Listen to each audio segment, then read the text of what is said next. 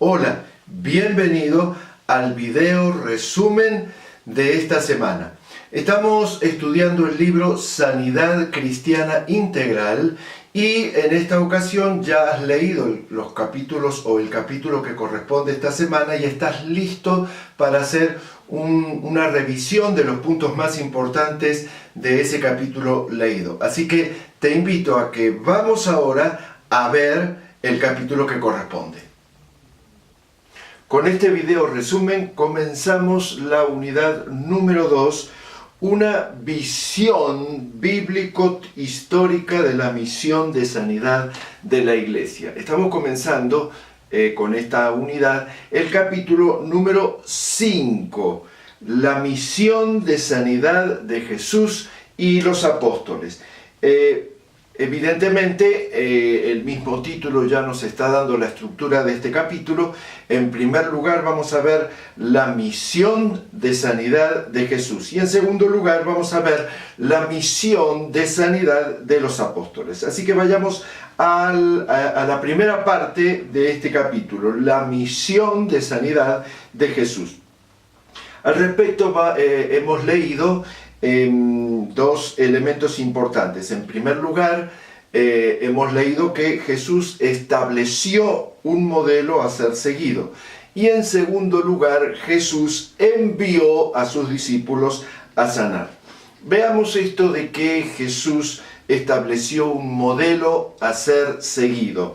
Hemos leído acerca de la sanidad y su importancia, la enfermedad y las causas, y hemos visto la enfermedad y la sanidad según Jesús. Lo importante de este capítulo es que el modelo que Jesús estableció no es un modelo basado en simplemente las palabras, la presentación del mensaje de Dios, y tampoco solo basado en acciones de amor o acciones solidarias. El primero, como ya lo vimos en los primeros capítulos, presenta la palabra de Dios al hombre. El segundo presenta el amor de Dios al hombre. Él hizo las dos cosas, pero le agregó una tercera, la manifestación del poder. El poder de Dios para sanar las enfermedades. Entonces, vemos que en todo el ministerio de Jesús la sanidad ocupó un lugar fundamental y evidentemente al haber leído hemos visto los ejemplos retratados o relatados en todos los evangelios acerca de cómo el ministerio de Jesús se orientó a satisfacer las necesidades de las personas desde todo punto de vista de una manera integral. En segundo lugar, en el libro hemos visto las causas de la enfermedad. Jesús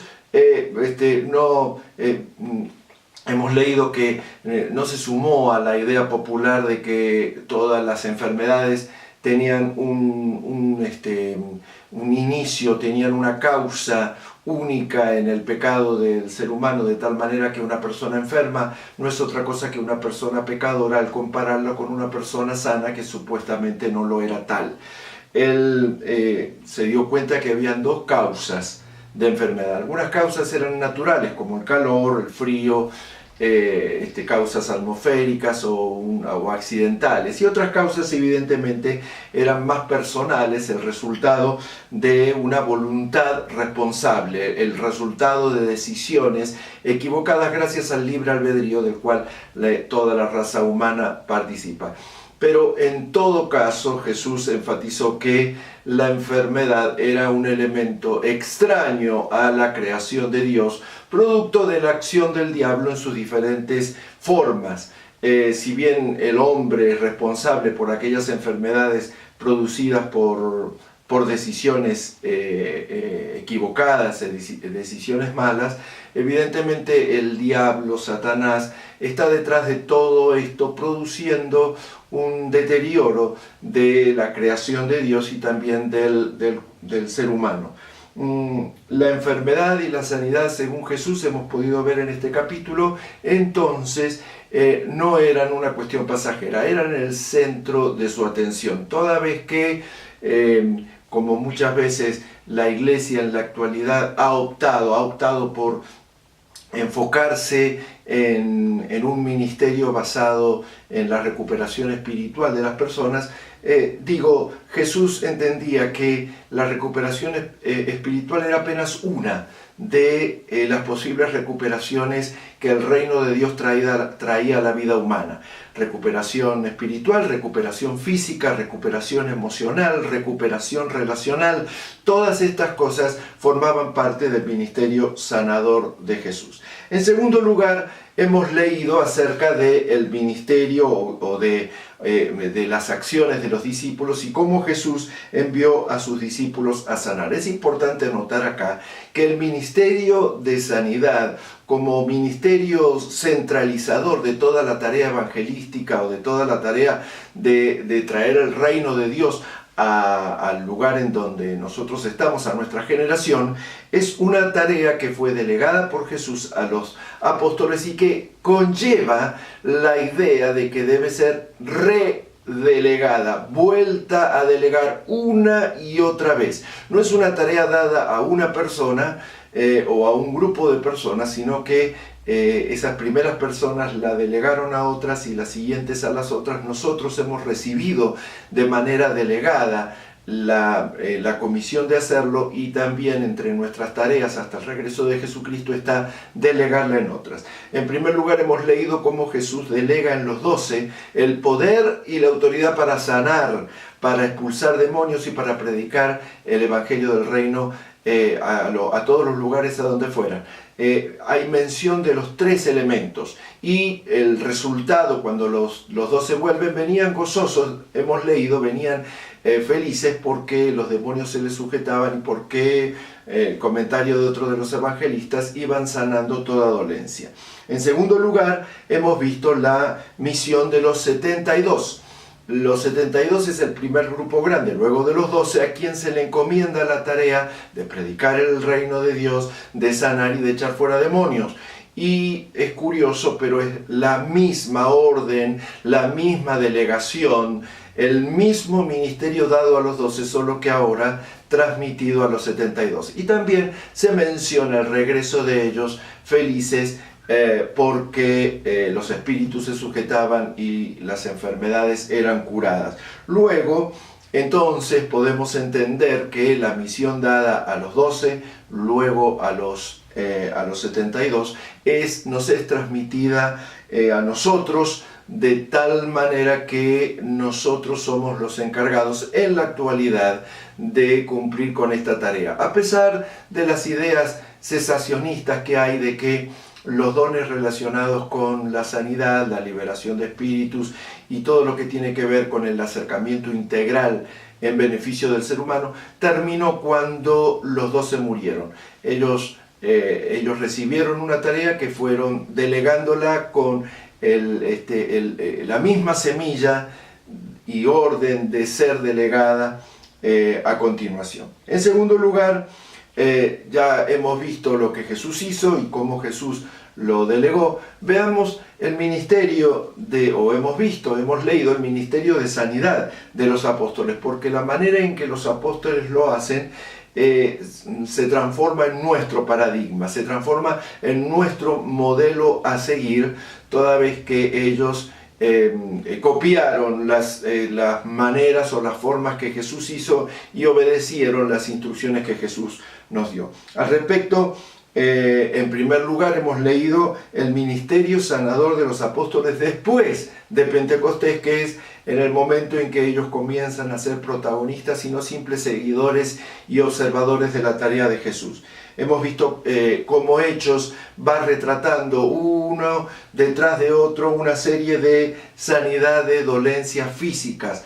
El relato de los primeros capítulos de Hechos nos muestra a personas verdaderamente enfermas desde el punto de vista físico, pero a medida que vamos avanzando vemos los relatos de dolencias de tipo espiritual, la liberación de demonios, la el quitar todo obstáculo para que la persona pueda relacionarse con Dios de manera directa y permitir que el reino de Dios se establezca en su vida.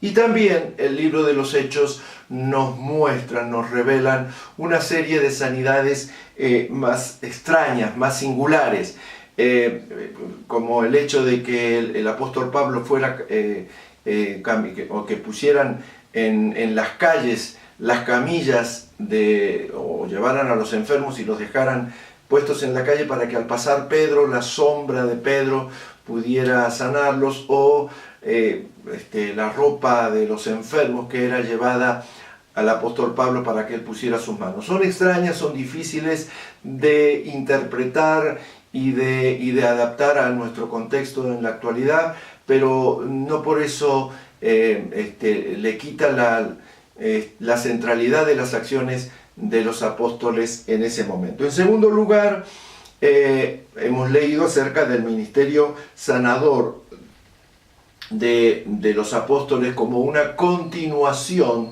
del ministerio de Jesús. Y hemos visto que se trató de un ministerio de poder y de autoridad, las dos cosas, poder y autoridad. Jesús les dio a sus seguidores poder para sanar a los enfermos. Este poder era la capacidad puesta en acción para poder hacerlo.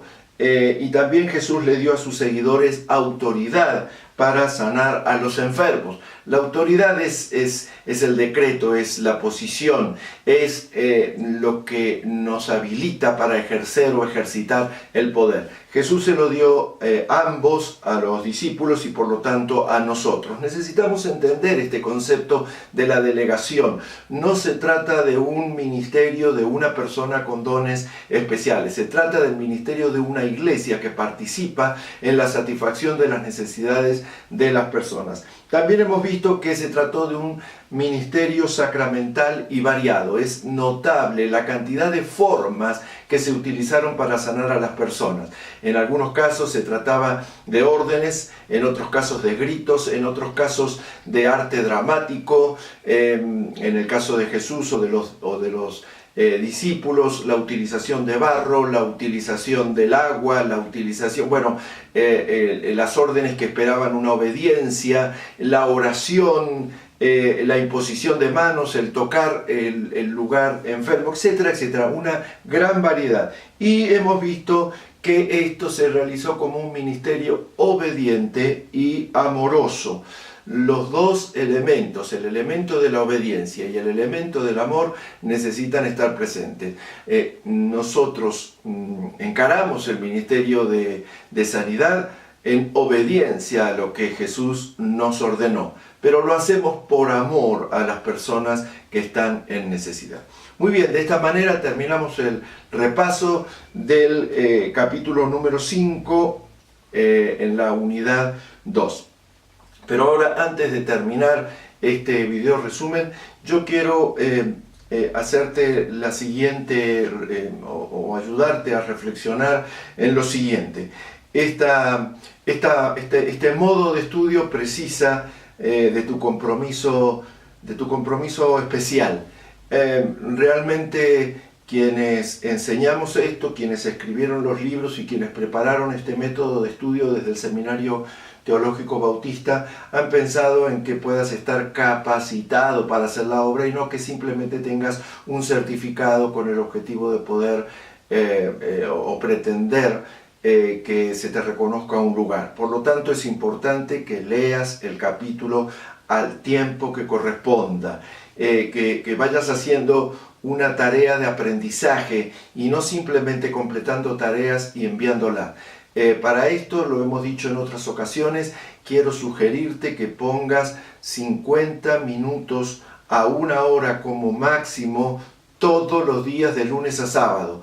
Todos los días a la misma hora. En algunos casos vas a utilizar solamente media hora, pero al separar 50 minutos te da la posibilidad de utilizar los 10 primeros minutos para estar en oración, para acomodar tu espacio de estudio y de trabajo y para enfocarte y lograr la lectura concentrada de una porción, 2 títulos, 3 títulos, 4 títulos. Cada capítulo tiene alrededor de unos de unos 20, 21 títulos.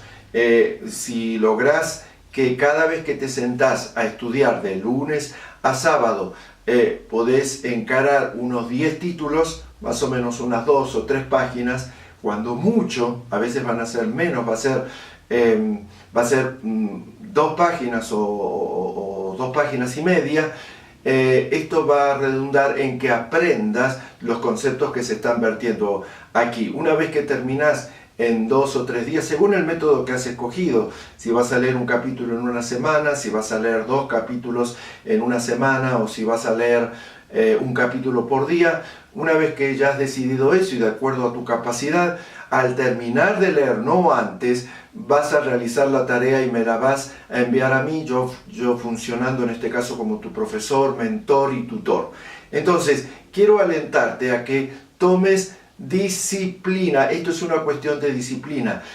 Al terminar estos 3 o 4 años de estudio, va a quedar mucha información que esté dando vuelta por tu cabeza. Alguna se va a perder en el camino si es que no la pones en práctica inmediatamente, pero algo te va a quedar como una de las cosas más valiosas: la disciplina de capacitarte de manera permanente mientras estás ministrando. No hay nada peor que ver a un ministro de Dios que dejó los estudios del seminario y nunca más leyó, nunca más informó, nunca más se actualizó.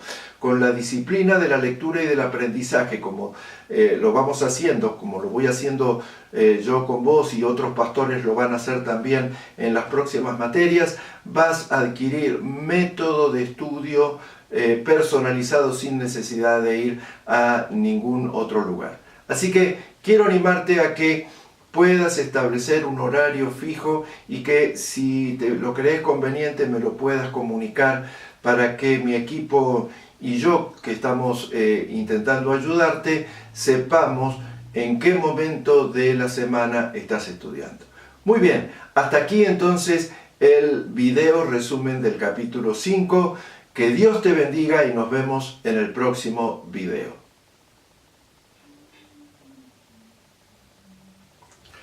Muy bien, hemos concluido de revisar los puntos fundamentales del video de esta semana. Entonces ahora queda la tarea de enviar al correo contacto@elproferoberto.com, enviar la tarea que corresponde a este capítulo. Hay que revisar bien la sección de tareas porque algunos capítulos tienen más de una tarea. Nuevamente te lo recuerdo, envía tu tarea a contacto@elproferoberto.com y entonces de esta manera el capítulo quedará completo y ya estamos listos para el próximo capítulo. Así que nos vemos en el próximo video resumen. Dios te bendiga.